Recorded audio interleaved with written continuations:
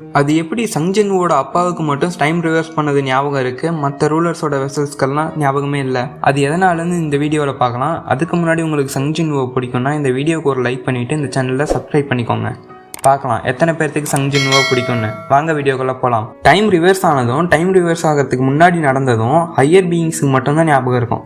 அதாவது அதிகப்படியான பவர்ஸ் வச்சிருக்கவங்களுக்கு மட்டும்தான் ஞாபகம் இருக்கும். ஜின்வு ஒரு முழு ஷேடோ மூனார்க் ஆகிருப்பான், அதனால தான் அவனுக்கு ஞாபகம் இருந்திருக்கும். அதே மாதிரி ஜின்வுவோட அப்பா ரூலர்ஸோட வெசலாக இருந்திருப்பாரு, அதனால தான் அவருக்கும் எல்லாம் ஞாபகம் இருந்திருக்கும். ஆனால் மற்ற ரூலர்ஸோட வெசல் எல்லாத்துக்குமே ரூலர்ஸோட பார்ட் ஆஃப் தி பவர்ஸ் தான் கிடச்சிருக்கும். கோஹன்ஹியும் தாமஸ் ஆண்ட்ரவும் அவங்களோட முழு பவர்ஸை பயன்படுத்தி சண்டை போட்டிருப்பாங்க, ஆனால் அவங்களோட பாடிக்கு ஒன்றுமே இருக்காது.